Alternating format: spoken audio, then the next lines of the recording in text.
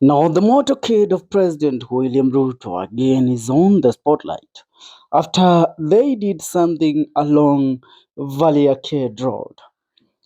The motorcade of President William Ruto has been blamed for the death of one man today as the motorcade was proceeding to Kibera, where President William Ruto is currently addressing the people of Kibra constituency in the current campaign that he is currently doing around the county of Nairobi.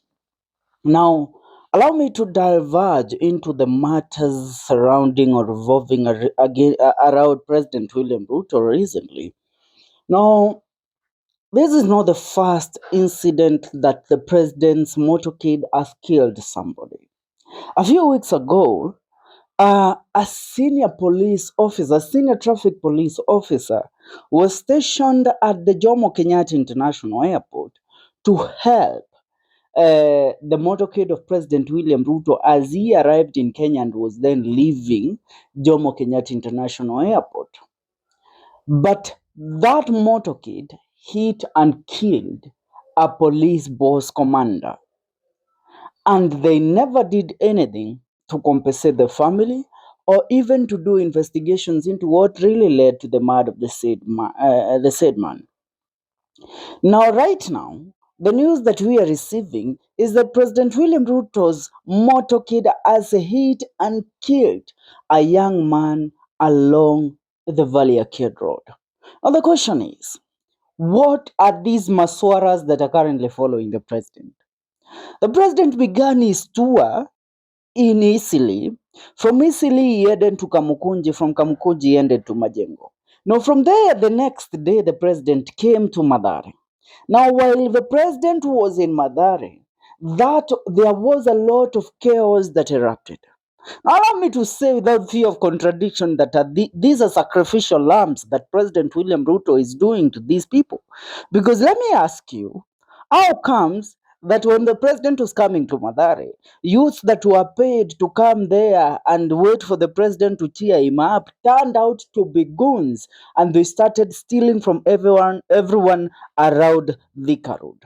They stole from people, they attacked people in cars, they attacked people in motorbikes, and they stole a lot of things from them and a lot of properties.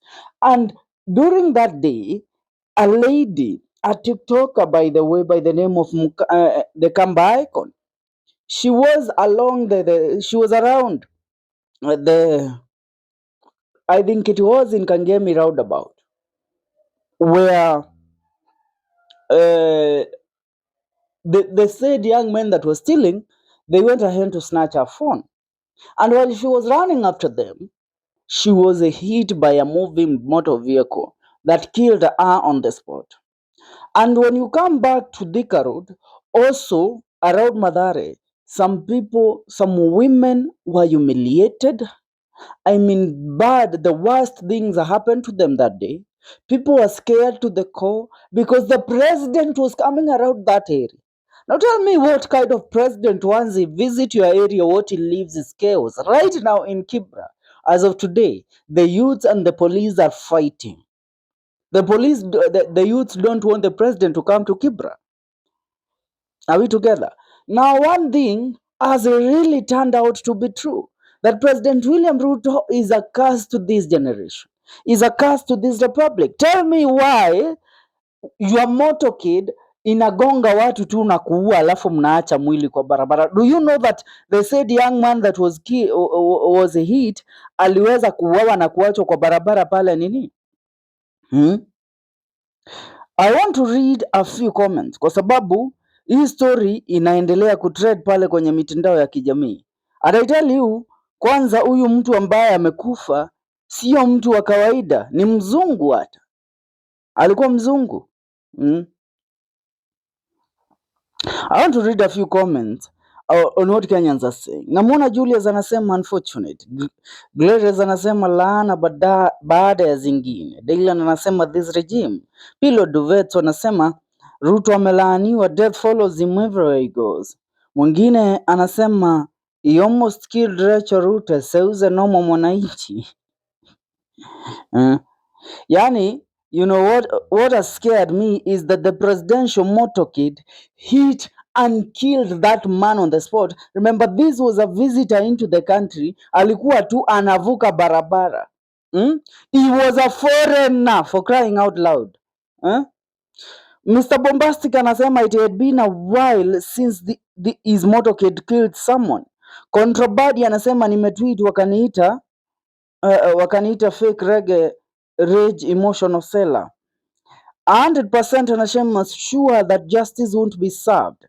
Mwingine anasema with this kind of driving bro, may the person rest in peace. You know, those hooligans drive like madmen and women. You wonder where they are running from, kwa sababu who want to kill you, Mr. President? You will kill yourself. Nobody wants to kill you.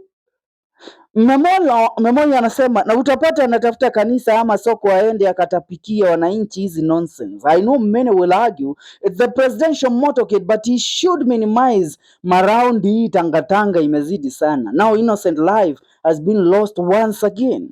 Mwingine anasema amefagia a foreigner, mans can't be redeemed. I would really ask for the country where that man come from, tuweze kujua, ndio tuweze kucall upon that country iweze kukam and to seek justice for their person, kwa sababu the president motorcade can't be the motorcade that inaenda ikiwaua watu hii mitaa. The other day wameua police boss. Familia inasema they believe that the murder of their sibling or their person or their breadwinner was covered by the police bosses because wenye walihusika ni people around the president, ndio walihusika kumuua. So tell me how we are living as a country. Na ndio maana mara nyingine when I do such kind of videos I find myself anger inani consume. Anger inani consume. Why should Mr. President, are you the first person to have a motorcade? Why should your motorcade inakuwa ina drive ni kama hizi barabara kwa hii nchi ni za nyanya yako? We can't be living like that. We can't. It's not the first person to be killed by this motorcade, nor the second, nor the third, nor the fourth, nor the fifth. For the last 2 years that this man has been in power as the president of the Republic of Kenya. Alafu kutaona nyang'au mtu wewe na akili zako timamu, you will come here to comment nonsense. Bwana, mimi nitakupiga block. Right now, that's what is happening. For now, make sure you subscribe to our YouTube channel for more news and more trading stories.